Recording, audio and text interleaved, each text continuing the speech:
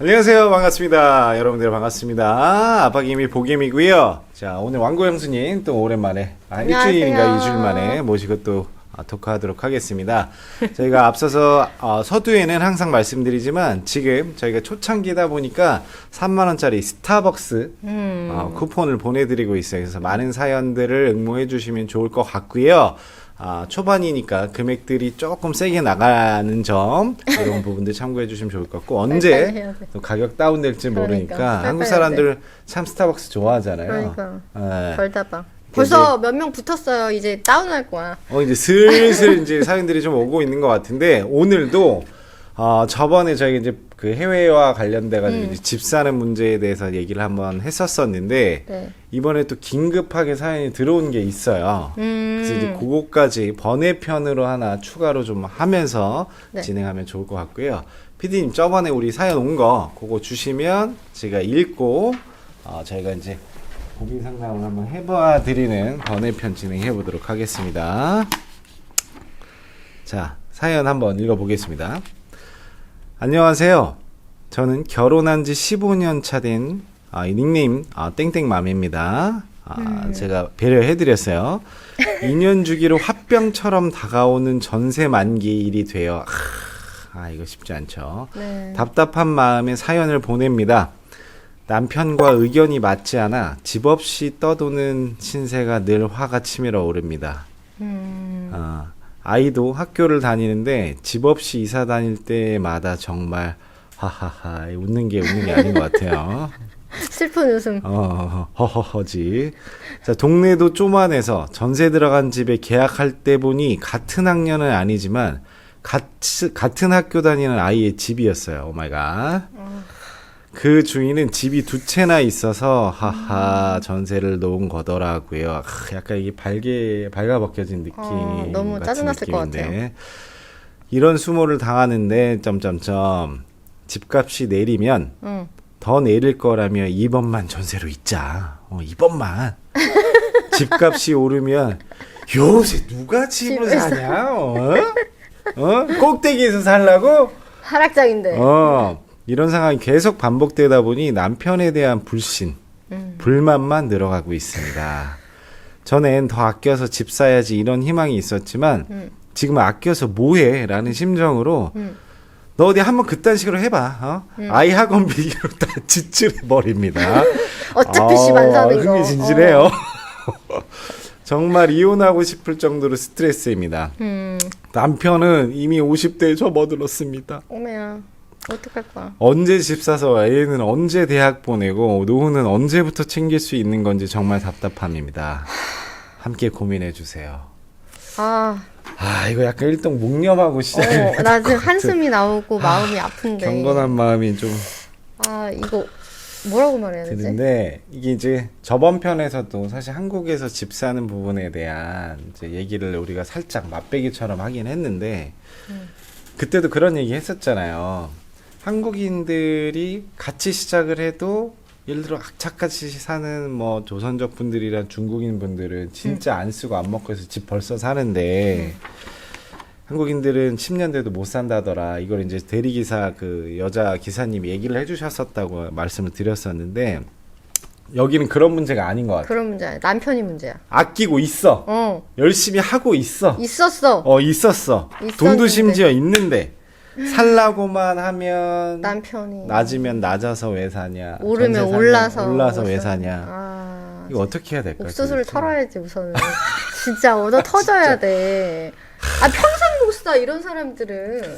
이런 게 있을 것 같아. 두려움. 왜냐면 이게 사면 사실 선택이 되돌릴 수는 없잖아요. 번복할 수 되지.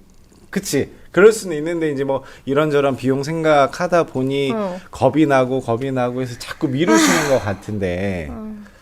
우리 신랑이랑 비슷해. 진짜요? 죽일 인간들 많아.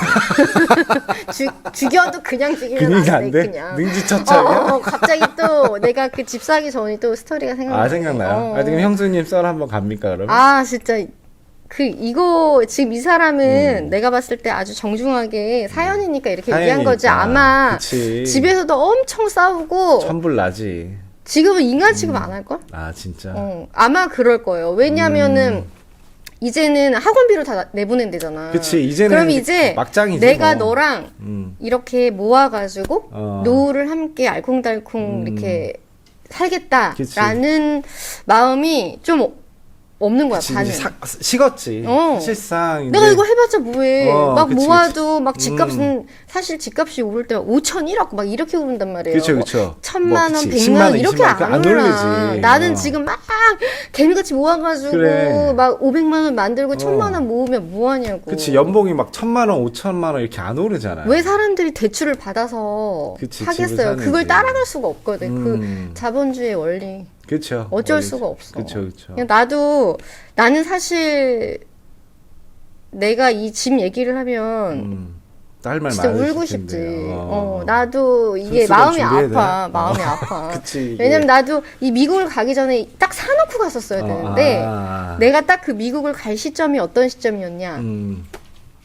부동산은 끝났다 책이 와르르 쏟아질 쏟아졌어. 때였어. 막 지금 뭐 집 사면은 미친 거 아니야? 다들.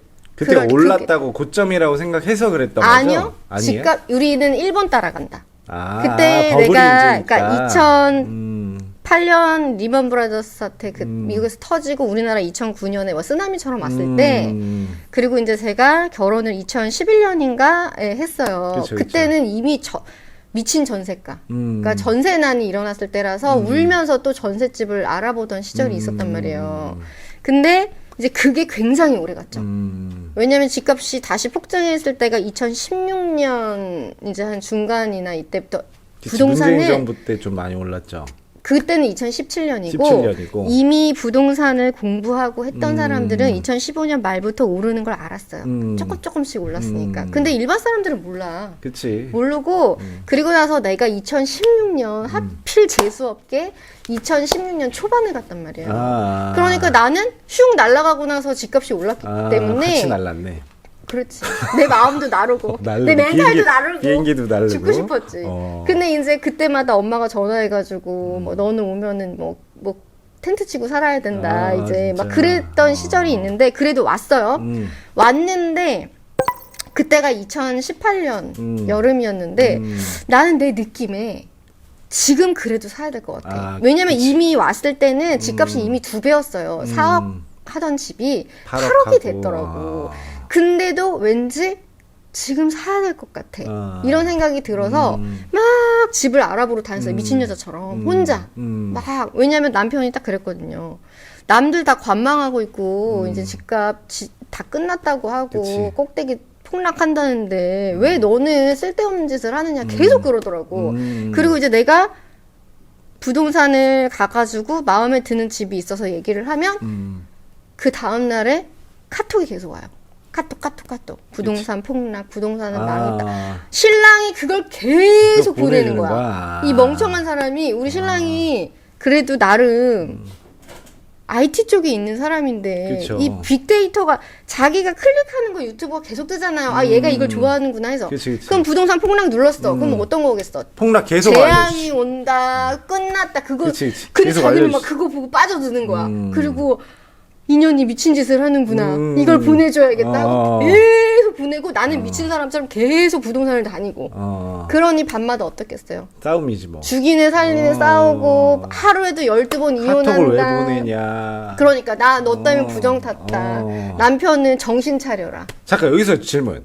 그럼 모아둔 돈이 있었다는 거잖아요. 아 전세가 우리가 살았었잖아요. 그쵸. 전세도 살고 조금씩 모았을 거 아니에요. 그러면은 이제 그걸로 제일 좋은 건 이제 전세 끼고 미국 갈 때 이렇게 사놓는 거였지만 그렇지 않아도 어쨌든 왔는데 대출을 받아서 사야죠. 그러니까 내 할 수 돈은- 있는 상황이었던 거잖아요. 대출을 대출을 받아서. 영혼까지 끌어 모아서 나는 이제 사자고 했고 그치. 신랑은 미친 짓이다. 이제 내려갈 거다. 조금 있으면 폭락할 거다. 기다려라. 6개월 지났어. 갑자기 2억이 올라. 1년이 지났어. 갑자기 3억이 올라. 나는 이제 막 울고 불고 난리 나고 그치. 부동산 미친년처럼 1년을 부동산 모르는 사람이 없어. 아, 진짜? 우리 동네. 나 지나가면 집 샀어? 아직 못 샀어요. 동네 큰손 대시가 없네. 꼬라지 보니까 못 사. 막 나 이제 열받아 죽겠는데. 그리고 막 이제 우리 동네에서 창피하니까 또 다른 동네로 넘어가. 막 어디 딴 동네는 안 다닌 데가 없어. 아, 진짜? 1년 동안 어땠겠어. 오죽했으면 내가 얼마나 스트레스 받았으면 되겠잖아요. 막 관절이 막 퉁퉁 붓고 스트레스 받아서. 여러분들 소개드립니다. 서울의 마담뚜입니다. 아, 나 진짜 너무 힘들었어. 그랬는데 결국은 2019년에 완전히 막 폭등을 더 하는 거예요. 그치, 막 올라왔으니까. 나는 너랑 이혼하는 한이 있어도 질리겠다. 집을 사겠다. 근데 사실 그 전에 질릴 수도 있었지만 못하는 게 왜냐면 아니 대출을 받아야 하는데 신랑 이름으로 받아야 되잖아. 근데 내가 허락 없이 받을 수가 없잖아요. 그치. 그렇잖아. 불가능하죠. 불가능하지. 그리고 얘가 가서 도장을 찍어야 되는데 어떻게 손가락을 자를 수도 없고 어떻게. 그치. 이제 1급 살인. 그렇지. 근데 그때는 하고 싶었어. 얘가. 그래가지고 손가락이라도 어떻게. 그래서 결국은 계약서를 그때도 어떤 상황이었냐면 집이 싹 들어갔어요. 주인들이 하도 집값이 오르니까 매물을 싹 다 걷어들였어. 그러면 나 같은 사람은 어떤지 알아요? 그치, 안 달라 미쳐. 그쵸.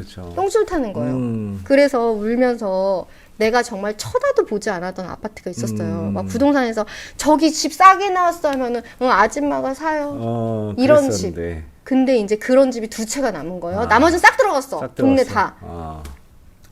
울면서 그 집을 갔지. 그래가지고 그 쳐다도 안 본 집을 쳐다보고 나도 모르게 계약금을 쏘는.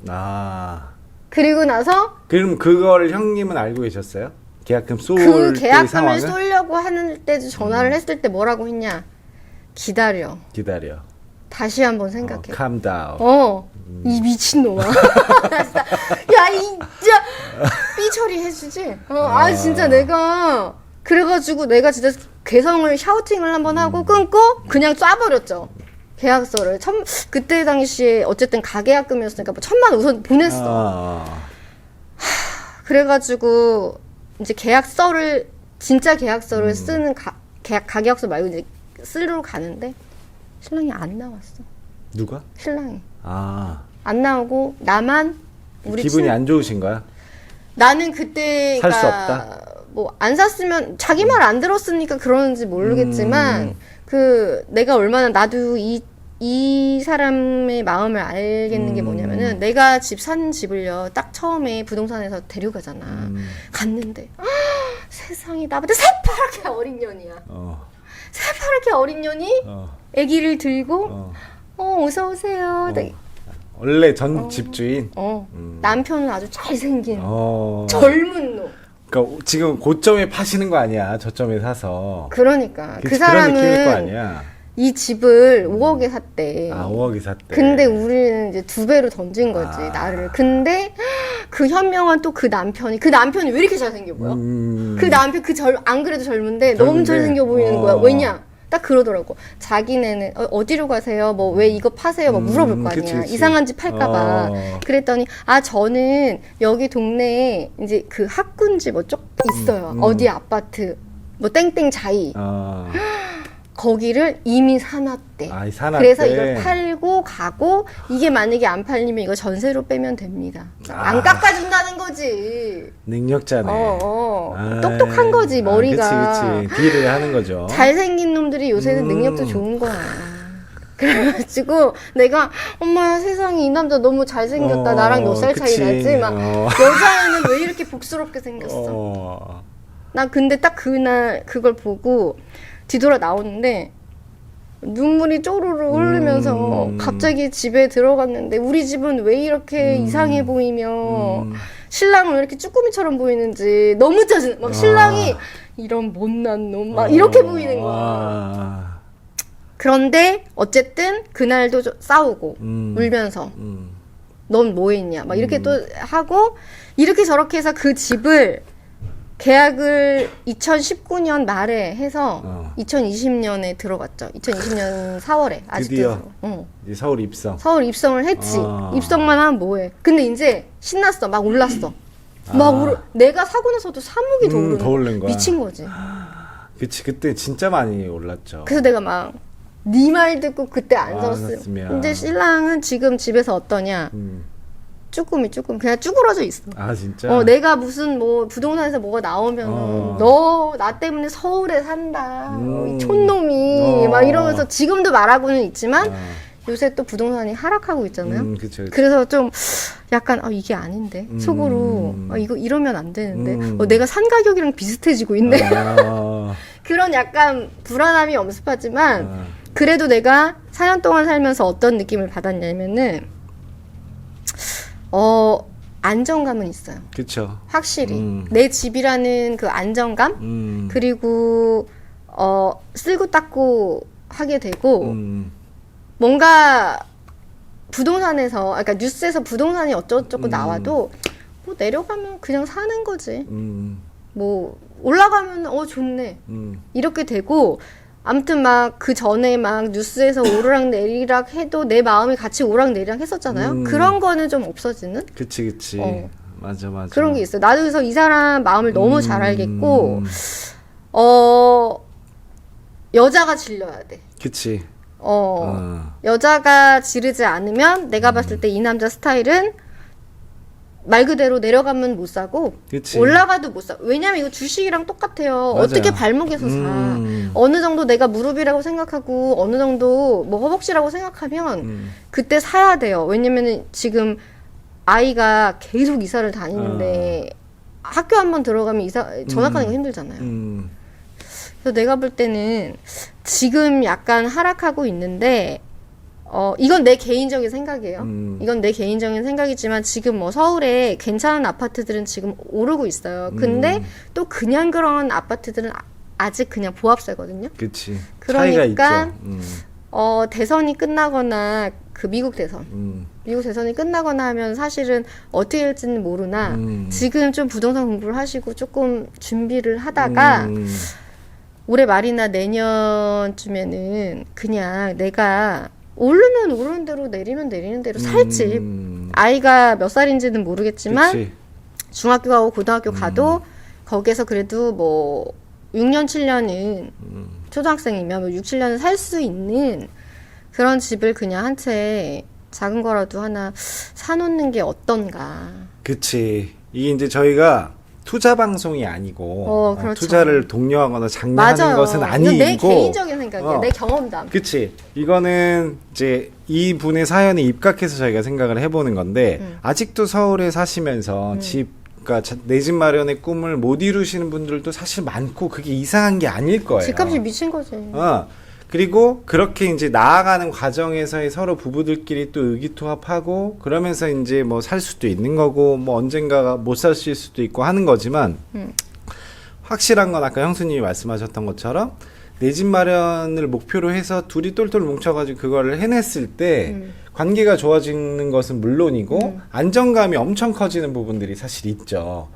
대신 이제 전세 자금이라 거기 이제 빚을 내서 하다 대출을 보니까 받으니까. 월별로의 생활이 쪼들릴 수밖에 없는 네, 건 맞아요. 있지만 그게 결국 잘 헤쳐나가다 보면 또 재산이 되는 것이고 그러면 2년마다 혹은 좀 요새는 이제 뭐 4년. 4년이나 이런 것까지도 가능하긴 하지만 그래도 편안함을 줄 수 있는 것들 그리고 전세 막 이삿집 뭐 아까 말씀하셨던 것처럼 만기를 될 때마다 막 이사하는 것도 보통 일 아니고 맞아요. 거기 이사 비용은 뭐 작은 돈도 아니잖아요. 맞아요. 그래서 어떤 사람들은 신혼부부 같은 경우에 짐을 잘 안 푼다고도 제가 얘기를 들어봤어요. 계속 옮겨 다녀. 집시처럼 언제 떠날 준비 계속 2년 동안 떠날 준비를 하고 있는 거야. 그러니까 그런 것들은 사실 불안정하잖아요. 두 부부가 있을 때는 사실 큰 상관은 없겠지만 예를 들어 아이가 있다라고 하면 뭐 괜찮습니다. BGM 좋네요. 네. 아이가 있다라고 하면 이제 학교를 쭉 지나와야 되고 사연자의 말씀처럼 학교 안에서 움직여야 되다 보면 이런 우픈 상황들도 사실 생길 수 있다는 거죠. 얼마나 짜증났을 거야. 그치. 근데 이 어머님이 노력을 안 한 게 아니라 꾸준히 돈을 모아왔는데 그냥 타이밍에 대한 부분을 결정만 해주었으면 사실 안정감을 얻고 편하게 살 수 있는 부분을 그쵸. 이 남자들이 저도 남자이지만 저는 사실 아무 생각이 없었어요. 성격인가? 저는 원래 좀 저지르는 거를 어렸을 때부터 많이 하다 보니까 어떻게 보면 남자분들한테는 이런 거지. 베스트 시나리오를 원하는 걸 수도 있잖아. 제일 저점에 샀다가 지점에 제일 사서 고점. 그런 근데 일은 없어. 사실 이게 2주택자부터는 그게 의미가 있지만 1주택은 그냥 주거예요, 주거. 삶과 있는 그냥 아까 말씀하셨던 것처럼 내려가면 안 팔면 계속 살면 되는 거고 올라가면 파는 것도 고민해 볼 수도 있는 거고 이런 문제이지. 그러니까 안정감을 위해서 사실 주택 마련을 하는 부분인데 이렇게 뭔가 남자분들이 아직은 때가 아니야. 라고 생각하시는 거는 자꾸 투자 관점에서 생각을 하시는 게 아닌가. 아니, 그러니까 이런 거겠죠. 예를 들면은 지금 예를 들면 시세가 8억이야. 근데 이게 나중에 세월이 지나서 보니까 5억까지 내려갔어. 그럼 나는 8억에 샀는데 5억까지 내려갔을 때 사면은 3억을 대출을 안 받아도 되잖아요. 그러니까 그런 생각을 하면은 사실 그게 베스트지. 근데 그거를 누가 아냐고. 그거 진짜 하나님도 몰라. 그치. 아무것도 그렇게 따지면 뭐 주식도 그렇고 뭐 모든 투자가 다 그렇게 이루어져야 되는데 그치. 그게 쉽지는 않다. 그러니까 그치. 어느 정도 자기가 목표한 자기가 가지고 있는 원금 그리고 영혼까지 끌으라는 그치. 추천은 아니지만. 하고 싶지 않아요. 왜냐면은 그게 올라갈 때는 내가 막 힘들게 갚아도 그치. 힘든 줄 모르거든요. 그치. 근데 이게 떨어지기 우울함이 시작하면 오지. 굉장히 우울하고 부부싸움이 많아져요. 그러니까 내가 영혼까지는 말고 어느 정도 받을 이제 물론 벌이를 봐야 되겠죠. 그렇게 계산을 해본 다음에 받을 수 있는 금액만큼 받아서 하는 거는 모르겠는데 막 너무 막 진짜 최저점에 사가지고 내가 이만큼을 대출을 안 받을 거다라고 하는 거 생각이면은 너무 사기 힘들 것 같아. 그치. 그리고 이게 저는 이 집 사고 부동산 관련된 것도 경험 측면에서 생각을 해보면 자꾸 해봐야 이게 이렇게 돌아가는구나. 시세는 어떻고 하게 되는데 예를 들어 아이가 걸음마도 안 뛰고 뛸 수 없잖아요. 걸음마 단계에서 이런 것도 한번 알아보시면서 사보기도 하고 샀다가 좀 안 좋으면 팔기도 해보고 전세도 이것저것 알아보면서 근데 이제 주로 남자분들 중에 잘하시는 분들도 너무 많지만 그냥 마냥 두려워하시는 분들도 많은 것 같고 저는 사실 저희 아버지가 저희 집의 주적이다 보니까 어렸을 때부터 어쩔 수 없이 이제 많이 알게 됐고 저희 어머니랑 저희 아버지는 제가 중학교 때부터 주식 때문에 저희는 평생을 쌓은 집안이기도 해요. 지금은 그래서 집이 이제 아니라 주식.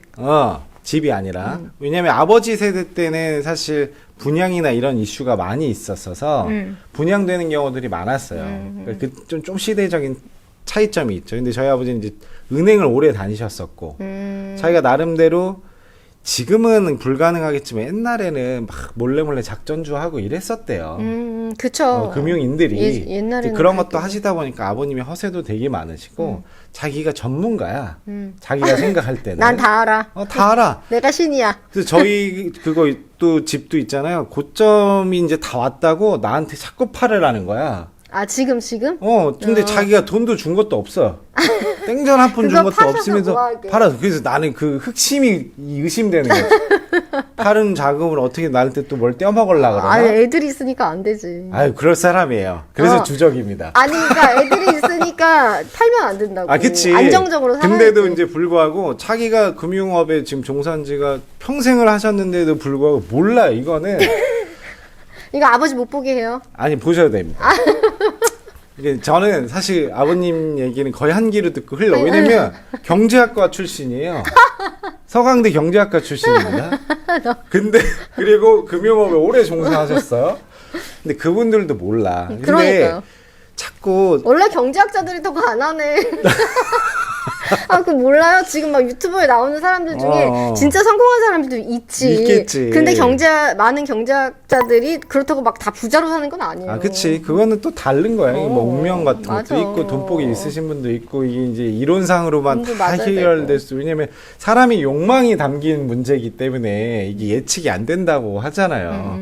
그래서 이제 제가 생각할 때는 이런 것들 저지르시는 분이 좀 필요합니다. 그러니까 뭐 무리수를 두고 저지르시라는 의미는 아니지만 같은 얘기로 어느 정도는 그러니까 결단이 필요할 때가 좀 있는 것 같아. 근데 이제 여기는 보니까 느낌상 아버님이 되게 완강하신 것 같아. 그러니까 어머님이 이렇게 질릴 수가 없는 상황이지 않나 싶긴 한데. 나처럼 그럴 수도 있죠. 대출을 받으려면 남편의 어떤 믿음이 명의가 필요한데. 또 필요할 수도 있고, 그리고 이게 내가 경험상 이게 한두 푼이 아니잖아요. 그쵸. 뭐 예를 들면 그치. 1,000만 원 뭐 그렇다고 뭐 1억 이것도 음, 작은 돈은 아니지만 그 정도도 아니고 몇 억이 들어가는 상황이기 때문에 얘가 만약에 너무 반대해. 근데 내가 했어. 근데 막 떨어져. 그럼 이제 얘가 가만히 있겠냐 이거지. 그리고 자기도 안 그래도 이게 두려운데 그런 원망 듣고 싶지도 않고 불안한 거지. 이게 함께 시너지를 내야 되는데 그치. 내가 많이 화가 났었던 부분도 그거거든요. 내가 뭔가를 하려고 할 때 그거를 같이 시너지를 넣어줘야 되는데 그냥 끌어내려. 계속 안 되는 것만 얘기를 하는 거지. 그러다 보니까 너무 열이 받더라고요. 화가 나고. 그쵸. 그러니까 이게 약간 어린아이, 초등학생들이 보통 이런 거 있잖아. 뭐 저희는 첫째가 겁이 많다 보니까 뭐 바이킹을 타거나 워터파크를 가도 야 이거 한번 해보지도 않고 왜 이렇게 자꾸 겁을 내냐라는 얘기를 많이 하는데, 그러니까 이게 집을 빚을 내서 산다고 바로 망하는 게 아니거든요. 그렇잖아요. 그러니까 그렇게 무리하지 않는 선에서 한번 경험을 자꾸 해보는 게 이 사람들한테도 미래에 그 경험들이 토대로 다음에 더 좋은 선택을 할 수 있게 되는 건데, 선택조차 하지 못하고 그 안에서 자꾸 겁을 내는 상황인 것 같이 보이다 보니까 굳이 그렇게까지 하실 필요가 있나. 그러니까 배짱까지도 필요한 게 아니고 돈이 어느 정도 있고 어느 정도의 규모에서 사실 수 있는 거 상황이 오면 집값이 올라서 최선의 선택이 아니더라도, 그러니까 저점이 아니고 고점이더라도 그냥 우리 가족들이 좀 단란하고 행복하고 안정감 있게 그러니까 살 수 조금 있는 거를. 안정감. 여자들은 안정감을 원하거든요. 그쵸. 그래서 아마 이분은 더 아이도 있고 하니까 그럴 그치, 거예요. 당연히. 그러면 조금 무리가 되더라도 한번, 그럼 그거에 대해서, 그러니까 예를 들어 이런 거지. 무조건 안 된다라고 얘기를 하는 게 아니라, 여보야, 우리가 지금 이 정도 돈이 있고, 내가 볼 때는 이 정도는 무리가 되는 것 같아. 특정 금액 이하. 근데 특정 금액 밑으로 집을 알아보니 이런 게 좀 있는 것 같은데, 지금 애도 크고 하니까 지금 순간에는 이런 걸 한번 결단해봐야 되지 않을까? 할 때 같이 머리를 좀 맞대고 얘기를 해주면 좋을 텐데, 아니야, 지금 아니야. 뭐 계속 때문에 아니야. 아니야. 계속 아니야. 자꾸 아니라고만 하면 이게 사실 힘 빠지는 거거든요. 그리고 이제는 말하고 싶지 않을 것 같아요. 그치. 이렇게 되면 골이 너무 깊어져서. 왜냐면 이미 학원비를 다 쓰고 있대잖아. 그치, 쓰고 있잖아. 이미 내려놓은 거야. 내려놨잖아. 근데 내려놨는데 뭐 아까 뭐라 했더라? 뭐 전세 만기 때문에 뭐 이제 다가와가지고 이제 또 화가 난다 그랬나? 화가 난다. 그러니까 이제 그게 아마 그 전세 그런 거 생길 때마다 그럴 건데 아이가 아직 어리니까 이게 앞으로 몇 번을 더 그래야 되는데 이게 이제 어쨌든 우리도 나름의 솔루션을 줘야 되잖아요. 저희 어머니랑 아버지, 자, 서강대학교 경제학과의 아버지 계시고, 저희 어머니는, 우리 때는 어머님들이 막 대학 나오고 이러진 않았으니까 그냥 고등학교 졸업을 하셨어요. 두 분이 아버지 때문에 같이 주식을 하게 되신 거야. 어머니가 아버지를 당연히 못 믿지. 왜? 왜냐면 잘 벌어오면 믿는데. 맨날 어디서 해보고 친척에서 돈 꼬아가지고 또 주식하고 이러니까. 자꾸 몰래 날리니까. 그러니까 어머니 입장에서도 야, 이거를 내가 감시를 안 할 수가 없다. 라고 그렇죠. 해서 아버지 아이디랑 비밀번호를 공개해서 내가 보는 감독하에 하라고 이제 막 거지. 싸우면서 이렇게 투쟁을 하셔서 얻어낸 거야. 그래서 아버지가 장을 열면 이제 쭉 하고 들어가잖아요. 그러니까 어머니가 집안일 하다가, 나도 아직도 어렸을 때 학교 갔던 어머님이 3시까지 장을 하니까, 그때는. 지금은 모르겠어요. 지금도 마찬가지. 그렇죠. 그러면 집에 오면 컴퓨터 앞에서 있어. 그러니까 어머니도 사실 피곤할 거야. 근데도 불구하고 그러면서 본인이 공부를 하시는데 나중에 수익률이 누가 더 좋아하는 줄 알아? 엄마? 어머니가 훨씬 좋아. 주부가 경제학과 필요 없어. 경제학과 필요 없다니까. 그러니까 남자분들이 좀 착각하는 것 중에 하나가 집에서 애만 보고 뭐 세상 물정 뭐하라 이런 인식이 의외로 남자분들이 좀 있을 수 있거든요. 있겠죠. 근데 여자분들이 현실적인 부분, 그 본능이 사실 훨씬 도움이 되는 경우들도 많기 때문에. 맞아. 자식 때문에 여자들은 더 강해져. 그치. 왜냐면 이 본능적인 그 우리를 살려야 되겠다라는 그 엄청 직감적인 부분들이 여자분들이 되게 강한 부분들이 있어서 의외로, 그래서 돈이나 경제 관련된 것들은 여자분들이 더 탁월하신 분들은 전 많다고 보거든요. 맞아요. 저희 장모님도 좀 그러신 편인 것 같고. 그렇지 않은 사람들도 있는데 우리 시어머니는 아니야. 아, 그치. 보통 보면 이제 그런 성향들이 있기 때문에 이제 남자분들이 혹은 아내가 이런 얘기를 했을 때 귀를 좀 기울여 줬으면 좋겠다라는 저는 말씀을 좀 드리고 그러게요. 싶고, 지금 골이 많이 깊어질 대로 깊어져서 이게 좁히는 것 자체가 쉽지는 않겠지만 내가 내리는 솔루션은 뭐냐. 이 와이프분이 어쨌든 아이를 어쨌든 어느 정도까지는 키워야 되잖아요. 그치. 성인이 될 때까지 키워서 같이 살아야 된다면은 와이프분이라도 부동산에 조금 관심을 갖고 뭐 조금 막 이런 공부까지는 아니더라도 뉴스도 보고 관심을 가지면서 이 순간에 이 정도 됐을 때 좀 사야 된다. 아니 뭐 완전히 뭐 어떻게 되지 않을 테니까 내가 이 정도 동네에서 얘를 키워야 되겠다라고 하는 그 수준이 되면은 그냥 남편이 라를 하던 뭐 어쨌건에 뭐 본인이 정말로 우겨서라도 집을 그냥 좀 너무 무리하지 않은 선에서 사는 게 어떤가. 그치. 나는 그래요. 맞아요. 근데 이제 아까 얘기했던 것처럼 장벽이 하나 있으시잖아요. 남편의 대출이 필요하다고 하면 남편을 설득해야 될 텐데 그 남편한테 저는 이제 마지막 얘기를 한번 해드리고 싶어요. 어떤 얘기를 해드리고 싶냐면 저희도 진짜 돈 없었어요. 각자 빚이 거의 1,000만 원 있었던 상태고 월급 모아서 결혼했던 상황이기 때문에 만만치 않았거든요. 근데 진짜 한 7년 정도를 제가 용돈 10만 원 받으면서 겨우 어떻게 해서 전세 자금을 다 갚았어. 그게 한 4, 5천 원이었고 그 당시 진짜 집값이 쌀 때 한 2억 6천을 그 당시에 1억 뭐 6, 7천 대출 받는 것도 되게 부담이었는데 질러버렸단 말이에요. 저희가 월급이 많았던 시절도 아니에요. 배보다 배꼽이 더 크게 받았구나. 그래서 250, 뭐 300 둘이 겨우 그 정도 수준 벌 때, 그러니까 중소기업 그냥 그 정도 벌 때 그거 해가지고 매달 막 진짜 뭐 거지같이 사는 삶을 오래 살았는데 아이가 어렸으니까 그래서 저희는 타이밍이 잘 맞았잖아요. 맞아요.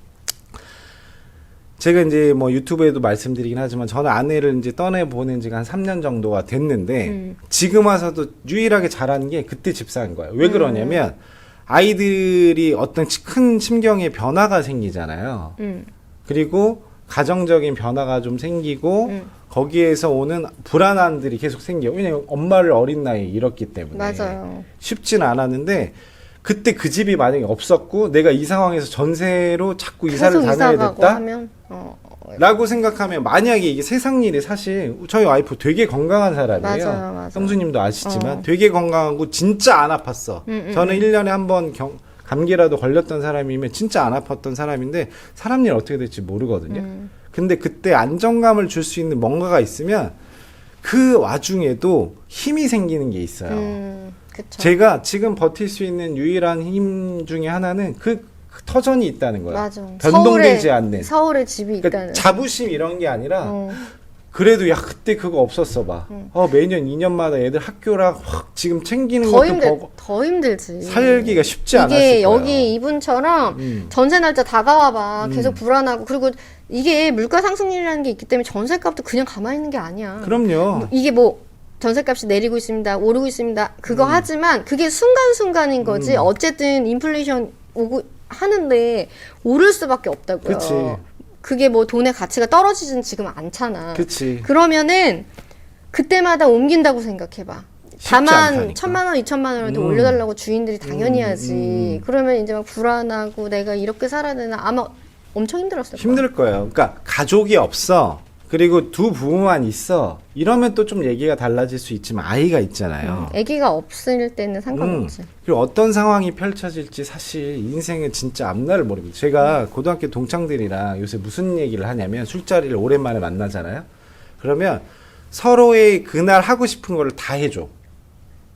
이제 나이가 다 40대니까 무슨 말이냐면 야, 나 한 잔만 더 먹고 싶어. 그래, 한 잔 더 먹자. 뭐 나 오늘 갑자기 한강이 보고 싶어. 그냥 한강 가자. 그래서 우리 고등학교 동창들끼리 이게 4-5명이 그걸 하는데 그 너무 좋다. 저변이 뭐가 있는 줄 알아요? 우리 내일 죽어도 이상하지 않기 때문에 아. 우리는 이제 그런 나이에 접어들어서 그냥 후회 없이 그날을 잘 보내자라는 취지에서 우리가 서로 그렇게 오늘을 사는 거. 오늘을 사는 거거든. 오늘을 사는 거. 응. 그게 그런 관점에서 집을 바라보시면 굳이 내년에 오를 거 고민하시고 아니면 또 떨어질 거 고민하시고 그런 게 아니라 이제 우리 안에서 지금 수준 안에서 뭔가 결단을 내릴 수 있는 상황이 되신다고 하면 사고 싶은 거 사. 그 상태에서 그냥 가족이 왜 아빠들이 뭐 사실 옛날 시대부터 뭐 사냥해오고 이런 게 뭐예요? 가족들 잘 먹이고 자기 하자. 생존을 하기 맞아요. 위함이잖아. 생존을 하기 위한 하나의 수단인 건데 그 의식주 중에 죽어라는 것 자체가.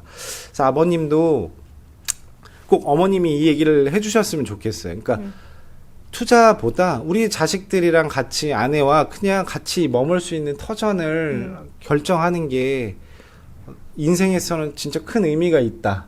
라고 근데 이게 말씀을 드려보고 싶어. 내가 남자들을 어느 사람들 보면은 어떤 게 있냐면 남자들은 회사를 나가니까 집에 머무는 시간이 많지 않잖아요. 그러니까 그런 생각을 좀 덜 하는 사람들이 그럴 많더라고요. 수도 여자들은 있지. 사실 일을 하는 여자들 아니고서는 집에서 살림하고 아이 집에서 키우고 하니까 집에 있는 시간이 많다 보니까 그 살림이나 이런 거에 욕심이 생기고 뭐 자가에 대한 그런 꿈이 있거든요. 근데 남자들은 이런 사람도 있지만 그렇지 않은 사람도 많아서 그게 아마 더 힘들 수도 있어요. 근데 어찌됐든 지금 뭐 이 사람이랑 같이 살 거면은 그치. 같이 살고 그럼. 아이를 키울 거면은 조금 잘 얘기를 해가지고 아니면 고집을 부려서라도 뭐 떨어져도 내가 살 집이니까 상관없다. 뭐 오르면 좋지만 뭐 오르지 않아도 뭐 상관없다 해서 나는 그치, 이제 살 샀으면 집인데. 좋겠어. 그랬으면 좋겠지. 제가 마지막으로 그런 얘기를 해드리고 싶습니다.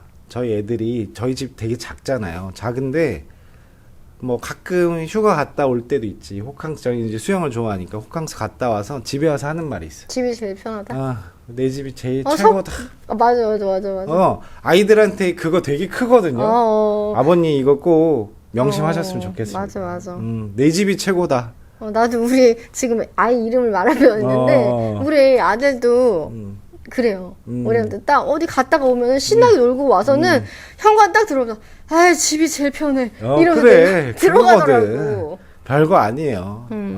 그렇게 꼭 아버님이 큰 마음을 결심을 하셔가지고 좀 잘 되시는 상황이 오셨으면 좋겠고 잘 되시는 대로 또 사연 한번 보내주시면 다시 학원비를 줄이세요. 줄이세요. 네.